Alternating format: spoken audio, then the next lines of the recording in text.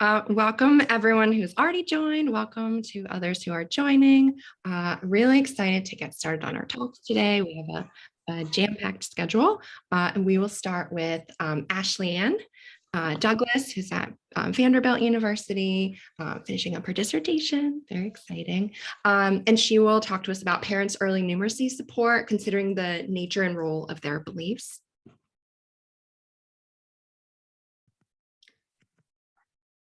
All right, let's see how smoothly this goes. Good morning, y'all.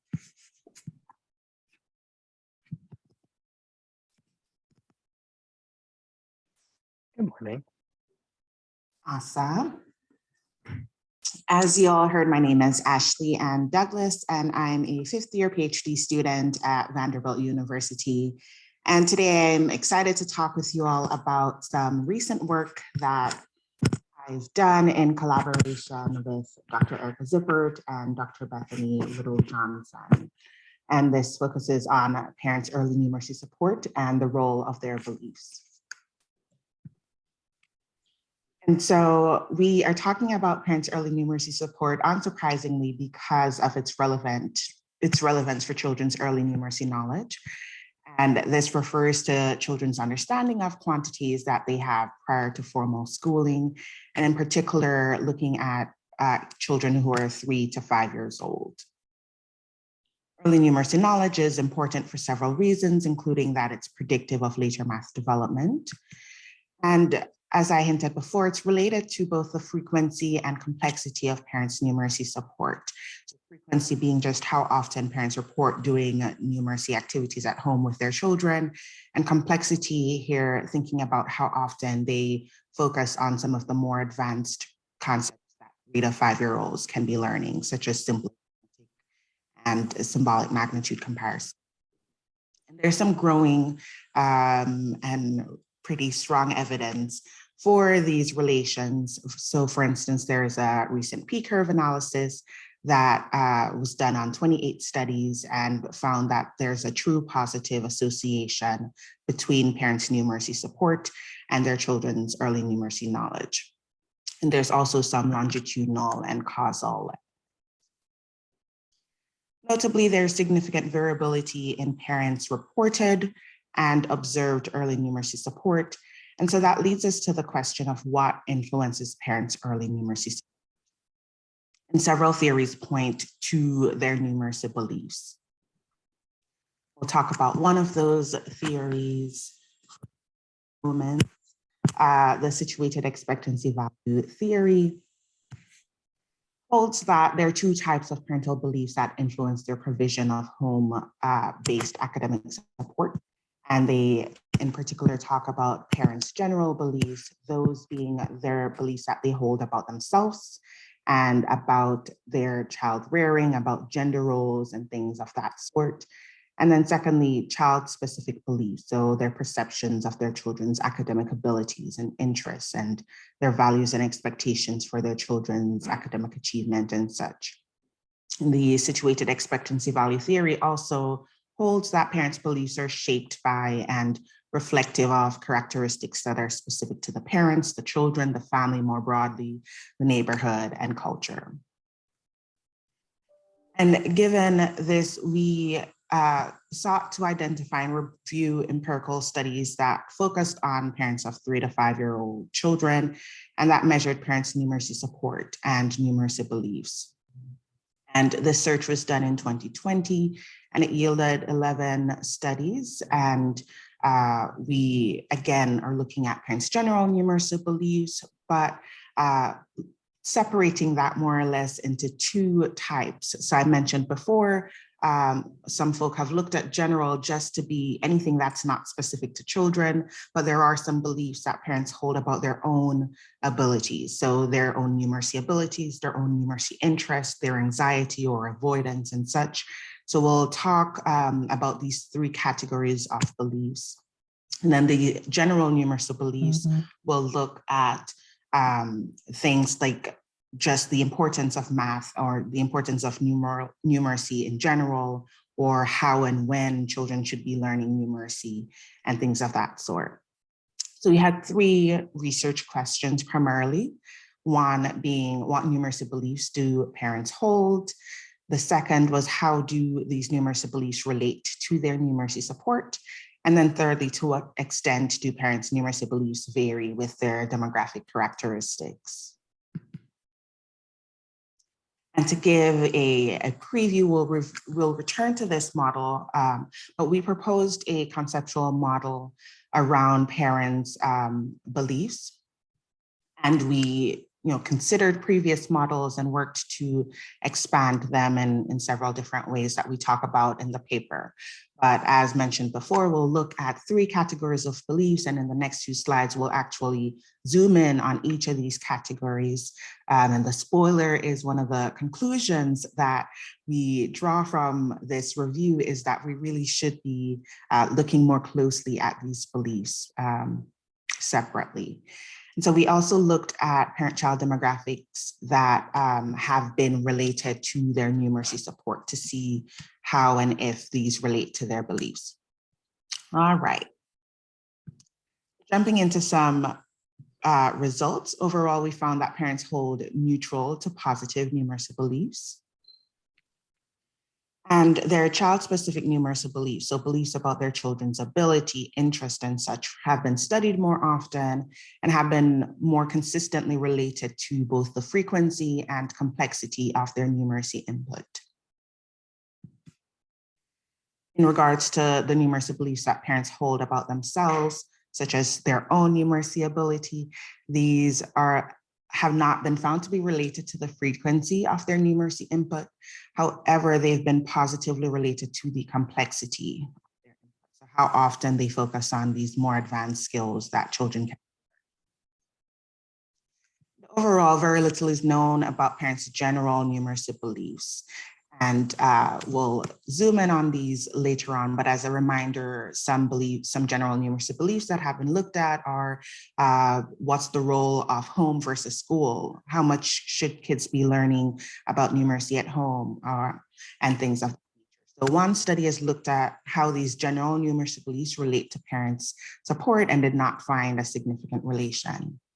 And I'll point out that this study actually used a composite that was not just general numeracy beliefs and general, I'd say more research is needed here. So to look more closely at the child-specific numeracy beliefs, these have included parents' beliefs, again, about their children's ability, their expectations for their children's numeracy development. So things like how important it is for your child to be able to count to 100 by first grade. Their enjoyment, and actually no studies looked at parents' perception of their child's, their 3 to 5 year old child's avoidance or anxiety around doing numeracy activities and whether that relates to their support. So you'll see that parents' beliefs about their child's ability are pretty consistently related to their support and related to both the frequency and complexity of their support. Parents' expectations and values are more mixed, but seemingly more consistently related to the complexity of their support. And then only a few studies have looked at enjoyment, and that is more mixed.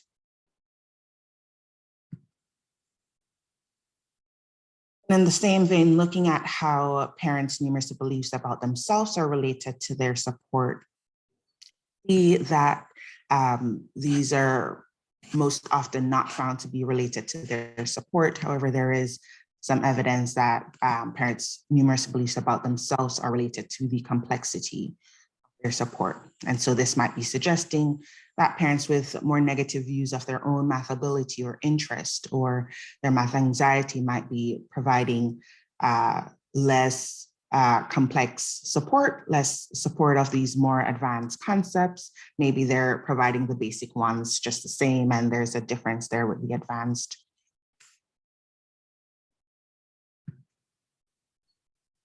So we'll shift to the final research question, which is around how parents' numeracy beliefs vary with their demographic characteristics. Beliefs that they hold about their children are often unrelated to their socioeconomic status, their race, and their children's age.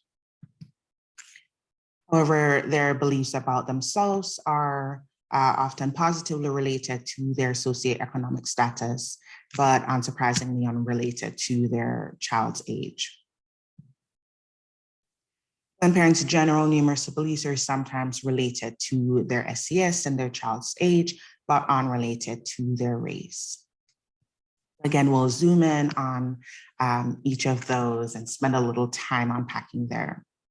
And looking at parents' numeracy beliefs about their children, see that, again, most often not related to several demographic characteristics, with there being a couple exceptions.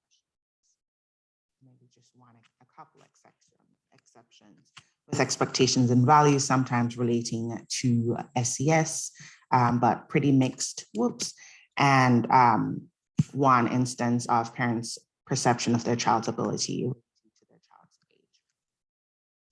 Then looking at parent-specific beliefs about numeracy, these were, as I mentioned before, often related to their SES. Some evidence that they might vary by parents' race, ethnicity, and or their culture. And in looking at these general beliefs, studies have looked at two main types of beliefs, one being which strategies do parents endorse as being best for providing numeracy support at home. And two studies have looked at three strategies. So is it useful to incorporate numeracy talk into daily life, for instance, or to engage in direct teaching, to sit down with a workbook and to spend devoted time teaching my child about numeracy? And is it useful to incorporate numeracy into playtime? And we see here that parents' beliefs about strategies to support numeracy at home are often not related to their child's age, with the exception that more parents of 4-year-olds endorse the strategy of incorporating numeracy into playtime than parents of 3-year-olds. However, parents' SES is more often seems to be associated with their endorsement of pedagogical strategies, where more parents of middle SES endorsed incorporating numeracy into daily life, and more parents of low SES endorsed direct teaching. And we'll see that these did not vary by parents' ethnicity. And then looking at this second type of general numeracy belief, just how important it is for children to be numeracy support at home. More parents of 3-year-olds reported that the home contributes more to children's numeracy development than school, while equivalent proportions of parents of 4-year-olds reported that home and school were equally important, or that either was more important. And then the largest percentage of middle-income parents reported that the home contributes more to children's numeracy development than schools. The largest percentage of lower-income parents reported that the school contributes more.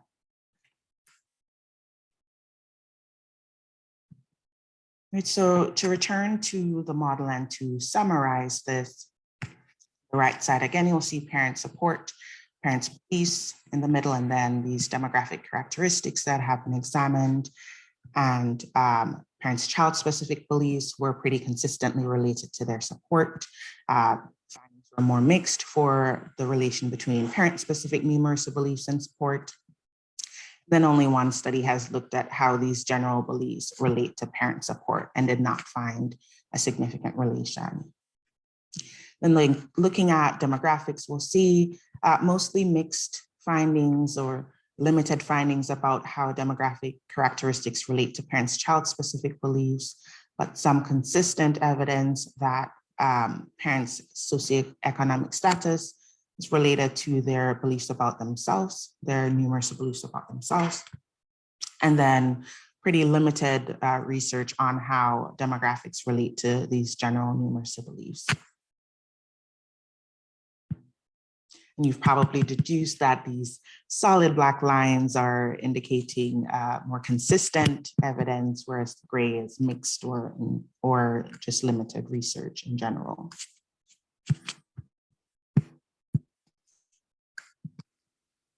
So I'd like to close by posing more questions, and I'd love to hear the ones that you have or your other thoughts in a little while.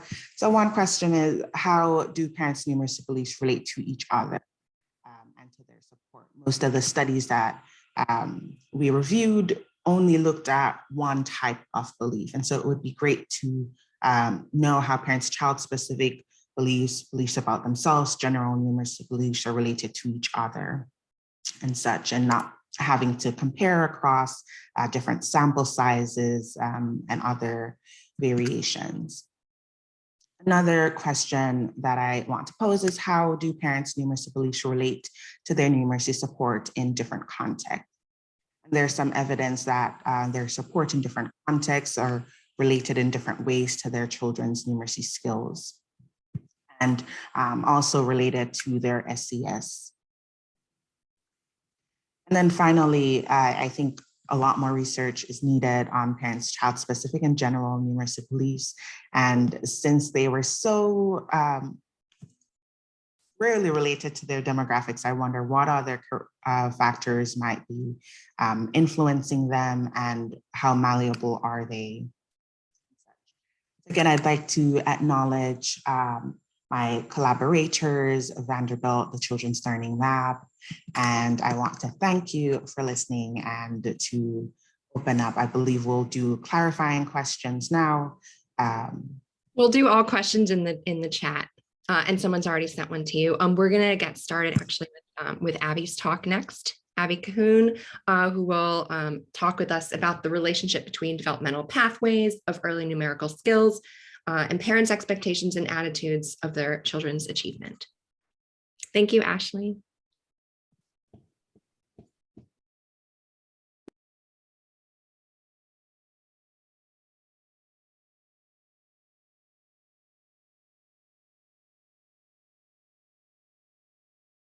Oh, make sure to unmute.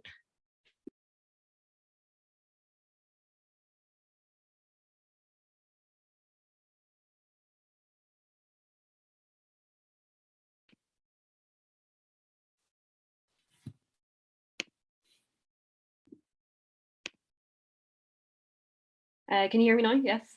Yes. I'm all muted. Yay. Okay, so I'm going to focus on parents' expectations of their children's achievement, both in relation to general mathematics, but also general educational practices and mathematics. This data that I'm presenting today is data from both qualitative and quantitative research, but this is information this is extra data. So these papers have already been published, but this is extra data that hasn't been published alongside these two papers, and also a paper that is on its way to publication. So 3 papers that I'll be discussing. So this really is zooming in to caregivers' mathematical beliefs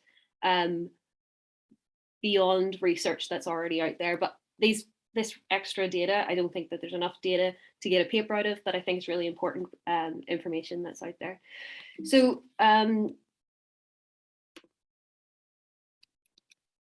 So the first paper that I want to talk about is a paper that I got published last year. It's on developmental pathways of early numerical skills. It investigated the developmental pathways of early numerical skills during the preschool to school transition, where I found 5 developmental pathways that describe children's precise learning pathways. So this study is unique because it's a person-centered approach. So it looked at the individuals that exhibit similar patterns of individual characteristics. And I used a late transition analysis to look at this. This paper is unique because it looked at, we were able to discuss the order in which numerical skills developed for different pathways, the rates of growth for basic numerical skills for early subgroups, learner subgroups, and look at mathematical learning pathways. And it identified, we also identified key predictors of these children's pathway membership over time. So this, just to kind of give you an overview, because this probably looks quite daunting, this was actually a longitudinal study where the children were tracked over 3 time points. 2 time points were in preschool, and then there was 1 in primary school. 4 fundamental numerical skills: digit recognition, mapping magnitude representation, cardinal principle knowledge, and ordinal processing skills. They're what made up the subgroups and developmental pathways. So you can see here that there were 5 pathways. And so you had 3 consistent pathways. So children who stayed on low profile, children who were on an intermediate pathway, and then an advanced pathway. And then there was 2 school entry shifting pathways. So these are children who shifted in their numerical knowledge from a low pathway to an intermediate pathway, or an intermediate pathway to an advanced pathway upon school entry. So what data I'm going to do, the current results that I'm about to offer you offer a deeper, more novel insight into the development into this study. So it builds upon this study, and most research does investigate the relationship between parents' expectations and children's achievement, assuming that all outcomes can be applied to all learners, whereas this study looks at the subgroups of individuals that exhibit similar patterns of individual characteristics. So what we found was that there was a significant relationship between parents' expectations of their children's highest level of education and these the children's developmental pathways of early numerical skills, but there was no significant relationship between parents' expectations of their highest level of mathematical education and their children's developmental pathways of early mathematical skills. And this is maybe interesting because in general, research shows that parents' numeracy expectations for their children are a unique predictor of children's early numeracy skills. But beyond this study, if we look at the qualitative research, so this is delving into a different study, looking at qualitative interviews that I got published in 2017. The importance of this was to get a more rich insight into what the home numeracy environment looks like, because a lot of research out there uses quantitative measures. So by using a qualitative perspective, we got more rich insight into what's going on in different contexts as well. So what I did was do semi-structured interviews with 8 parents of preschool age children, and we looked at the experiences and attitudes that these parents have in relation to their home numeracy environment. And I used thematic analysis to explore these themes related to the home numeracy environment. So to look at what this looked like, it was 8 parents, preschoolers, but this is the results here. So I say original framework because this was the original study that was done in the UK, and this particular project has now been replicated in Cuba and Mexico, and I'll go into that in a little bit more detail later on. But this is the original framework, and these are the original themes. So numeracy, environment, structure, frequency of number-related experiences, level of number knowledge, views of technology, parent-child interaction, and social interaction. So this in itself didn't cover parent expectations, but actually what's weaved within all of these 6 themes is parent expectations. They actually, although parent expectations wasn't a theme in itself, it actually influenced a lot of these, and I think that's really missing within this paper that's been published. It's something that I really like to draw out. So what I looked at in relation to parents' expectations and extra data from this research was that parents have an expectation with relation to mathematics at a young age, and it differs from that of whenever their children are older. So parents had a low expectation for enhancing their numeracy skills of their child early on, but they wanted to push that later on. They expected that they would put more effort into these parent expectations later on in secondary school. So this is a quote from one of the parents. I don't put too much pressure on him. I think really we should be pushing him more, but there's not much stimulation when it comes to mathematics. I think once he goes to secondary school, I will be putting in a bit of pressure on him to study, and I would expect him to at least get a B in mathematics. This was apparent in nearly every interview that the parents would discuss GCSE and A-level mathematics, even though we were talking about their expectations early on in preschool. This was something that they kept going to and kept jumping to. And we perhaps as researchers know that there's an importance in early mathematical development, but maybe parents don't know that it's so important early on. And as well, I think maybe pointing this out, that there's not much stimulation when it comes to mathematics, and maybe that's lacking, and that maybe parents need a little bit more direction. Another result that I'd like to kind of discuss is that parents actually had a really high expectation. They expected their parents, their child who is at preschool age, to pick up information that was being taught to older siblings. So they weren't aware that that would maybe be too advanced for the younger children, but they expected that to be picked up. And so this is another quote from one of the interviews. We would do his homework, who was a 6-year-old, with her, who's a 3-year-old, and she would pick up things like coins and money. And that maybe would be a bit too advanced, but it's quite interesting that that parents expect this information to be picked up. So moving on to the third study that hasn't been published yet, but hopefully will be published by the end of this year. But really, what I want to answer through this paper is, like, are parent expectations of the home mathematical environment universal? And I'm going to discuss this in a little bit more detail. So we have the original framework that was done in the UK. The same format was done in Cuba and Mexico. And what we found is that there was 5 themes in Mexico and 4 themes in Cuba. And actually, you can see here they've underlined them. In Mexico, parent expectations were apparent and came out as themes, so interest, expectations, and attitudes. And in Cuba, that came out as well, so parents' learning expectations. So the diversity in the themes are identified, and there are consistencies as well, but I'm going to focus just on these 2 particular themes today. You can see here, this is just a bit of information for you, is that the Mexican interviews, there was 13 parents involved with preschoolers, and in Cuba there was 14 parents that were involved, 40 parents that were involved with preschoolers. So if we focus on these themes, what does that look like? All caregivers were aware of the importance of the development of numeracy skills, and they had expectations that are appropriate to their children's level of mathematical development. In Mexico, regardless of whether they enjoyed mathematics or not, so whether or not the parents enjoyed mathematics or not during school years, they reported that they engaged in home numeracy practices with their children. In Cuba, Cuban participants explicitly discussed the importance of mathematics and its impact on everyday life. And this finding might indicate that participants have an underlying recognition of the importance of mathematical skills. And in both Cuba and Mexico, they had higher expectations for their children compared to the UK. And they had higher expectations in regards to their mathematics, both current and at that preschool age and with their future. But parents and caregivers did mention that it was difficult to know their child's level of number knowledge and mathematical skills, just because it was COVID and they had no reference point, so they couldn't compare their child to a peer or a schoolmate.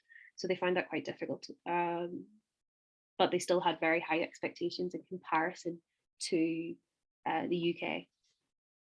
So what does that all mean? What is the impact of this research? We've covered 3 different papers that have kind of offered 3 different kind of perspectives and answered 3 kind of different questions.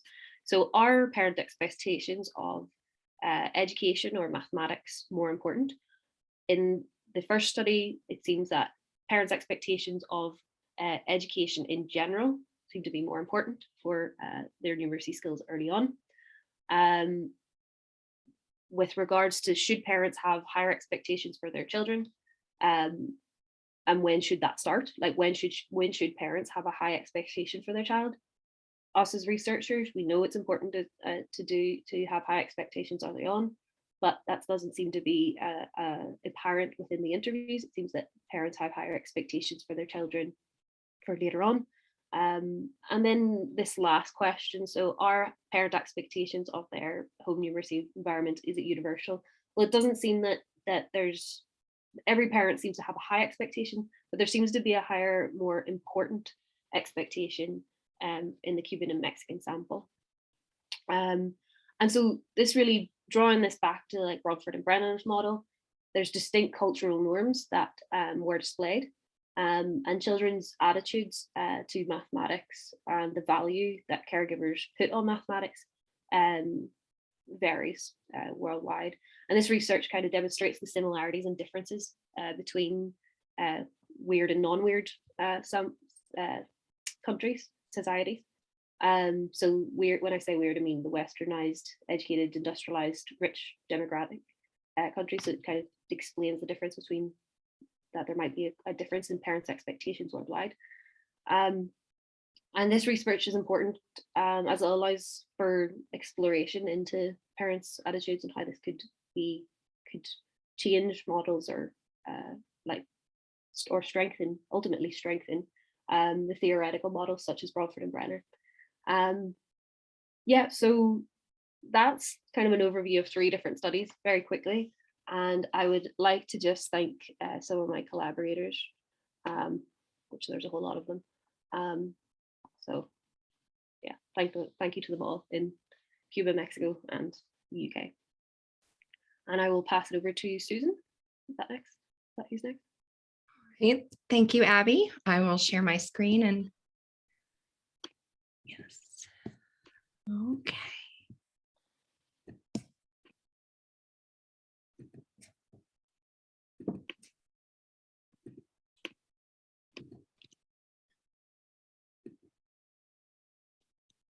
Okay, take it away. Thank you. First of all, I would like to thank Erica for putting together this excellent symposium and for inviting us to participate in it. The title of this talk is The Preschool Classroom Library, Teachers' Beliefs, Practices, and an Underutilized Resource for Math. I'm one of the authors, Michelle Stites, who's also here, is another, Kyoko Ime Matsumoro in Japan, and Yang Xing Chen in China. Next, please. Well, one of the things I want to mention as we start, the title of the symposium was Caregiver Beliefs. And the first 2 papers focused on parents, family members' beliefs. We're going to take this into a slightly different arena. We're going to look at preschool teachers' beliefs. And the purpose of the 2 studies in this paper was to compare the beliefs of preschool teachers in 3 different societies, China, Japan, and the US. Their beliefs about should they teach math to preschool children? How do they teach math? What opportunities do they make available for the children? And of particular interest to us was, do they have classroom libraries? If so, how do they utilize them? Next, please.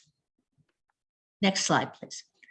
So let me start with a little bit of background that motivated the 2 studies. We've known for years that there are consistent differences in mathematical skills of children from East Asian countries and from the US. Specifically, in this study, it's China and Japan, that seemingly almost regardless of how this is assessed, Chinese and Japanese children score higher on research-based tests, on more institutionalized tests, clearly from the start of kindergarten, possibly even preschool, going through high school. The gap continues or even gets larger. So to understand children's mathematical development, we need to understand the context in which these competencies develop. And I think we're all influenced by Bronfenbrenner, but I think Abbie did a marvelous job with her picture of Bronfenbrenner and Morris's most recent, I think, theory. In essence, children develop in different microsystems, the school, the home. These interact, and skipping up several levels, they're influenced by societal norms and expectations. There's also a construct called academic socialization. I first heard of it through Taylor. The person I see cited now all the time, and I may be mispronouncing it, is Pucciani. In any case, it's not just the experiences we make available to children that matter. the beliefs we have, as Abbie talked about and as Ashli talked about, motivate the experiences parents make available, what expectations the parents have or the caregivers have, what goals they have, their beliefs about how children learn, etc. And then, of course, there's the issue of the classroom library. At least in the United States, most preschool classrooms have a library, various books in the library. The issue is, how is it used? We haven't really done research on the classroom libraries. To the degree that there's much research or any research, people have looked at it as a vehicle for fostering literacy skills. The few studies that have looked at it have found that teachers encouraging children to use a classroom library, it improves kids' literacy skills. There's next to nothing looking at math. So that was a real focus of our study. Next slide, please. Again, we were looking at three societies, three very different societies. And just like the belief systems of the societies differ, how that gets put into the schools may differ. Because schools, in our opinion, reflect the societies in which they're lodged. So in China, what we seem to find was for preschool age children, which in China would be 3 to 6, most of the programs are full day programs. Although the way children are taught there may be changing, primarily instruction is still very teacher directed, a lot of repetition with a broad array of numeracy and other math skills being taught. Japan, which I found interesting, really doesn't focus on early academic development that much. The primary focus in Japan is social emotional development. Math, to the degree that it's taught at all, is embedded in everyday routines. And there's little of any direct instruction of math. When teacher instructions do involve math, it's mainly counting. This typically takes place at circle time. In the United States, we talk about developmentally appropriate practices, that during the preschool years, we believe, correctly or incorrectly, that children learn through play. And some research have shown how little attention is devoted to math. Only about 24 minutes per day is spent on math instruction, and much of that is counting and cardinality. Next, please. So I'm reporting 2 studies. The first study basically was looking at the content of classroom libraries and whether it was used for math. The second study was, we were intrigued by the findings of the first study, where basically the classroom library is not used for math, and we wanted to see what were teachers' perceptions of how they teach math, how important it is, etc. Because we found that in the first study, some teachers would say, you don't use the classroom library for math. That's not appropriate. So we wanted to see, well, is it appropriate to teach math and where? Next study, please. Next slide. Okay, study 1. Our sample consisted of 291 teachers in the US, 168 in Japan, 134 in China. We actually started the study in the United States. Then, based on the findings, we added the Chinese and the Japanese groups. We basically recruited participants, preschool teachers, through being allowed onto social media sites and asking for participants that way. We also used various snowball attempts. We were able to ask at some school districts, would they allow us to attempt to recruit teachers, etc. In Japan and China, they did the same thing. The questionnaire, this is not a word for word questionnaire, it's sort of the content areas. Again, 37 questions, multiple choice and open-ended, focusing on, do you have a classroom library? How many books do you have in the library? What kind? How often are the children using the library? And what, if anything, are the teachers doing? We developed the questionnaire in the United States. We piloted the questionnaire, modified it, and used it. When we were doing this in China and Japan, the teachers also checked for validity, in the sense of, does this cultural validity, does this make sense for the population, modified a few questions accordingly, and then translated and back translated into the appropriate language. Next slide, please. So what did we find?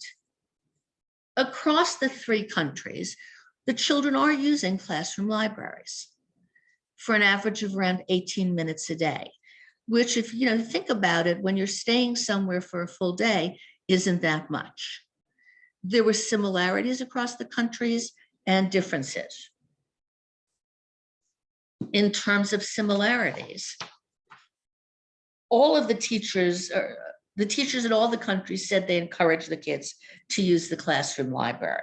71% of the teachers in China said it, 58% in Japan and the US. So China, the teachers clearly are attempting to get the kids to use the library more. They all used read alouds as a means of encouraging the children to use the classroom library. In China, they also rewarded the children for using the library. Among the means they did was they would allow the kids to take home books, something that was not mentioned in the US or in Japan. In Japan, the teachers put nice furniture out. They physically made the library look inviting. They rotated books as they did in the US, and teachers in the US mentioned the books they were putting out were based on the children's interests. Next slide, please. Next slide, please. Thank you. So look at the table in the middle of the page. We asked 2 different questions about the content of the library. One was, within each country, were there differences in the types of books? And there were other books they mentioned, but these were the 3 most common. And yes, in each country, there were differences. In China, the most common type of book were math books, with 43% of the books being reported there. In the US and Japan, storybooks were the most common, and there were very few, relatively speaking, math books in the classroom library. We also did a country comparison. So if you look down the column of math books, China very obviously had significantly more math books than the US or Japan in their classroom library.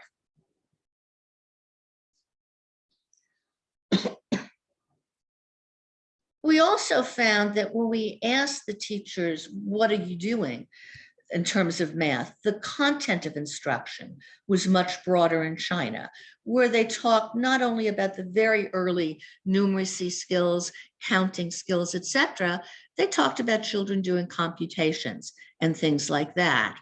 In Japan and the United States, there was a heavy emphasis on counting. And in Japan, much of this counting took place in circle time. Let's turn to study 2, please. Next slide.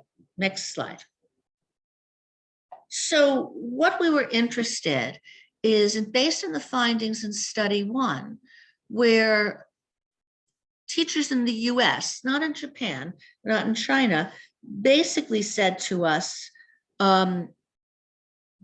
we don't do this in the classroom library. It's not appropriate. This isn't where math occurs. We wanted to see, so where does math occur? And this was a mixed method study with individual interviews where we looked at teachers' beliefs about how's math taught, how are math skills developed. We asked preschool directors in the 3 countries, could we recruit teachers, from the respective countries? And we got an N of 8 in each of the countries, which often is enough in qualitative research to get triangulation. of themes occurring there. Again, the measure was culturally validated was developed in the US, culturally validated in the countries. We piloted it, translated in Chinese and Japanese, and back translated it. So next slide, please. One of the questions we asked was, how important is it for preschool children to be learning math? And it was a 5-point rating scale. All of the teachers viewed the importance as important or very important. All of the teachers gave very high ratings to this question. They believed it was important for children of this age to learn math. Most of these teachers, in response to another question of ours, said they felt confident, reasonably confident, to teach children of this age math. Although, interestingly, Japanese teachers, even though most of them felt confident, were less confident for this than were teachers in the US and China. When asked, and they all use circle time as a vehicle for teaching math. And this, I think everyone knows what circle time is. And you do a lot of counting in circle time. And teachers reported doing that. What the Chinese teachers and the US teachers talked about, how they taught math, was either in large groups, such as circle time, or through direct small group instruction in the math centers. They would provide artifacts for the children, have the children go to the math centers and give instruction there. Consistent with their philosophy, this just wasn't done in Japan.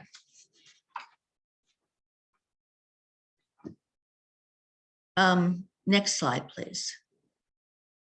My stopwatch stopped working as I started timing this, so I don't have a clue, but I'm almost done. Next so- minute or so, yeah. I'm sorry? Yeah, if you could finish up so that we can have our next. Okay, I am going to finish. This is the penultimate slide. So, as I said, how preschools design their curriculum, structure their day, in my opinion, reflects societal beliefs about what's important and how children learn. What did we learn from this? Across the 3 cultures, the United States, China, and Japan, the teachers all thought learning math was important. How they chose to teach math, however, differed to a degree across the cultures. And apparently, none of the teachers seemed to think that math, the library, is the vehicle for learning math.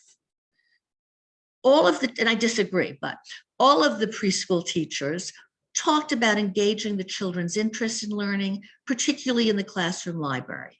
They chose different means for doing this. I'd already talked about the nature of the activities that children engaged in, so I won't repeat it here. But I want to make a case for the classroom library. It's an understudied area. It seems to have all of the ingredients for fostering children's math skills. Children in general like going to the classroom library. They like being able to select books, texts, whatever, on their own. And I think, therefore, this is an area that's ripe for exploration, especially given our concern with fostering early math skills in children. Just the last slide then, please. One more slide. I put Michelle's email address and I put my email address here. I'll share it in the chat too, so people can. Okay. And this study was published after Erica, submitted and published after Erica invited us into the symposium, but it has some of these materials, things, if any of you are interested. Thank you. I'm done now. Thank you. Okay. And we will now hear from Yeminah King from Purdue University, All right. Let me just talking share about this. parental and teacher accuracy.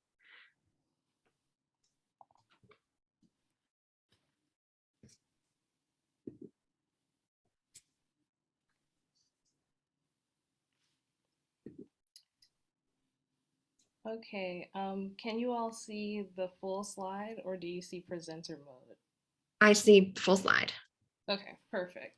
All right, so I'll just jump right in because I know we're limited on time. I'll be talking about or giving a talk on the study looking at the accuracy of parent and teacher ratings of preschoolers' specific mathematics skills. And the previous talks in this session did a really good job of highlighting the importance of early math skills during the preschool age, and also highlighting the two major contexts that children are developing these early math skills. So this study focuses on how it's important for caregivers to understand children's level of skill in order to provide well-aligned math support. And by caregivers, I am focusing on both parents and teachers. So in this study, it refers to parents and teachers who support young children's early skill development. And there's theory and research that suggests that caregivers scaffold children's learning by understanding what a child already knows and then guiding them to acquire more knowledge and skills. So this guidance should be developmentally appropriate and informed by what the child's current skill level is.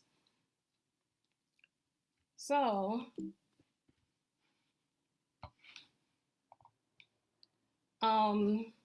however, there is correlational research and research on item by item accuracy that suggests that parents and teachers are often not consistently accurate in their reports of preschoolers' mathematics skills. And this suggests that there is some misalignment between what the caregivers believe about the child's skill level and the child's actual performance. And then there's more work showing that when caregivers are inaccurate, they may be over or underestimating the child's skill level. And this over or underestimation is related to the math support that is being provided, as well as children's academic outcomes. So for example, some of the work with parent over and underestimation shows that overestimation tends to be related to parents reporting more numeracy activities in the home, and underestimation being related to parents reporting fewer numeracy-related activities. And then work with teachers suggests that teachers' overestimation of children's skills is sometimes related to children having higher academic outcomes longitudinally, while underestimation is related to children having lower academic outcomes.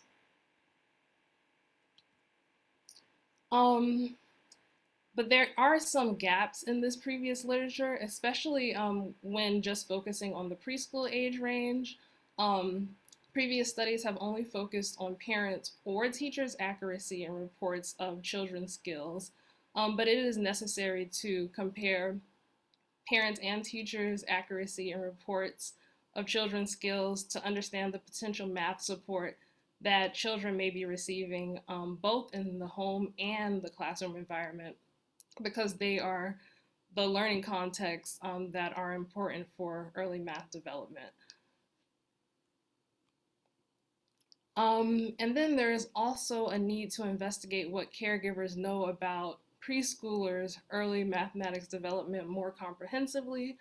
So in addition to understanding numeracy development, also understanding what children know or how they understand math language content. So recent studies suggest that preschoolers must understand content-specific terms that are used to communicate and teach math concepts. And specifically for this study, we'll be focusing on quantitative words as well as spatial words. So the present study will address these gaps by examining the accuracy of parents and teachers' reports of the same children's individual early math skills. And comparing the accuracy of parents and teachers' reports could help inform efforts to improve caregivers' early math support within the home and classroom environment. So the study includes 4 different aims, and the first aim is to investigate the relation between caregivers' reports and preschoolers' individual math skills. And we hypothesized that caregivers' ratings of numeracy skills, the numeracy skills we focus on are verbal counting and numeral identification, will be related to the direct assessment, children's direct assessment of those skills. And then we also hypothesized that caregivers' ratings of children's math language knowledge would be related to direct assessments of these math language knowledge of the children. So the skills that we're focusing on are the knowledge of quantitative words and spatial words. The second aim was to examine parent and teachers' parent and teachers' rates of accuracy in reporting preschoolers' individual mathematics skills. And based on previous findings, we expected that caregivers would be highly accurate in reports of numeracy skills, and then moderately accurate in reports of math language knowledge. So there's been previous work to find that parents are about 80% accurate in reporting on children's counting and numeral identification skills. And then there's also past work that suggests Head Start teachers are about 60% accurate in reporting children's knowledge of the words more and less. However, it was limited to, the math language knowledge was limited to the knowledge of those 2 words, and in the current study, we will be using a broader measure of children's math language knowledge. The third aim was to explore parent and teachers' level of accuracy and see how they compared to each other. And we expected that teachers would be more accurate than parents in their reports of children's mathematics skills. And this expectation was because teachers typically receive formal training to support the development of children's skills within the classroom context. And the fourth aim and final aim was to examine if caregivers show a greater tendency to over or underestimate children's mathematics skills. And we hypothesized that when there was inaccuracy, parents would overestimate math skills at a higher rate than they underestimate math skills. And this is based on previous findings. And teachers would be equally likely to overestimate and underestimate preschoolers' mathematics skills when they had inaccuracies. So to conduct the study, 117 parent-child pairs participated. In addition to that, 11 teachers reported on 79 of those same children's skills. However, the pandemic interrupted data collection, which is why we only have reports on 79 of the children. And our participants were recruited from 9 Head Start centers in a Midwestern region of the US. And to qualify to attend Head Start, parents either had to be at or below the US Health and Human Services poverty guidelines, or they had to meet other Head Start eligibility requirements, such as the child being in foster care. So this was a low SES sample of families. Preschoolers were between 3 and 5 years old, about half were female, majority were white, and the parents' education varied, with majority having a high school degree or less. And then to conduct the study, parents and teachers completed surveys reporting children's numeracy and math language abilities, and then children were directly assessed by researchers on their numeracy skills and math language knowledge. And then for the measure of math language, parents and teachers reported on the child's 9 quantitative words, and they were asked to just circle the words that they were certain the child understood. And then they also reported on 14 spatial words. And children were directly assessed on their knowledge of these words, and it was a receptive measure. And for numeracy, caregivers reported on children's verbal counting and their numeral identification, and children were directly assessed on these same skills. So then we get into our results, where the first aim was to look at the relation between caregiver reports and preschoolers' individual math skills. And we find that for the most part, caregiver report is significantly related to children direct assessment. However, teacher report of quantitative word knowledge is not related to children's performance on the quantitative words.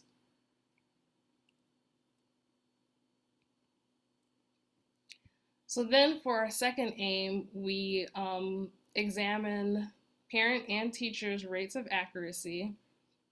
And for the most part, as expected, we can see that our numeral identification is close to 80% accurate. And then our math language items are around 60% accurate, and this is consistent with past research. However, we did not expect counting accuracy to be so low, because we thought it would be around 80%, similar to past research. And then for our third aim, we compared parent and teachers' rates of accuracy, and our hypothesis was not supported because teachers were not more accurate than parents. In fact, parents and teachers did not differ on accuracy for the most part, except for with quantitative words.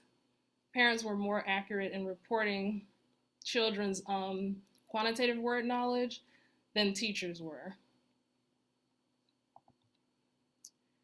And then for the fourth aim, we looked at caregivers' tendency to over or underestimate.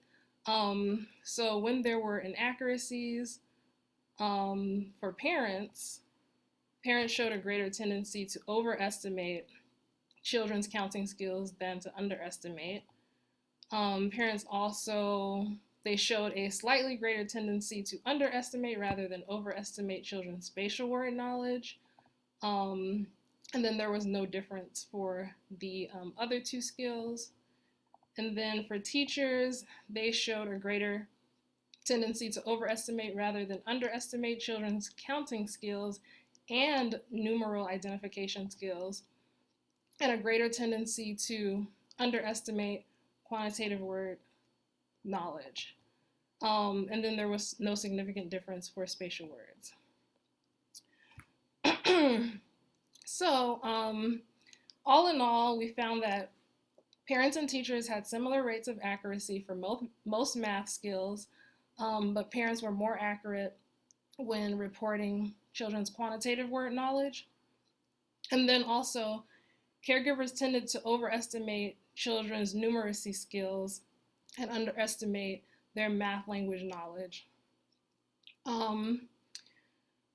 So one of the surprising findings was that parents were more accurate in reporting on children's quantitative word knowledge. And it may be that more individualized engagement may be needed for teachers to fully assess children's quantitative word knowledge. And there is some past work suggesting that there are limited extended conversations happening within classrooms, like one-on-one between a teacher and a child. So a little bit more individualized engagement may have allowed teachers to better pick up on the child's skill level in that area. And then With our findings of overestimation and underestimation, addressing areas of underestimation may be crucial because past work indicates that with older children, when teachers underestimate, it is related to lower academic outcomes. So parents may benefit from guidance on how to evaluate their child's development of spatial word knowledge, and teachers may benefit from training on how to identify children's understanding of quantitative words and support children's development through individualized instruction. And then I have a few areas of future directions. So it would be important to examine if parents' inaccuracies are related to later academic outcomes, the way that teachers' inaccuracies are. Observational studies can be used to investigate if there are differences in instruction due to caregivers over or underestimating. And intervention can be used to improve parent and teachers' knowledge and identification of specific early math skills, and then subsequently improve math support.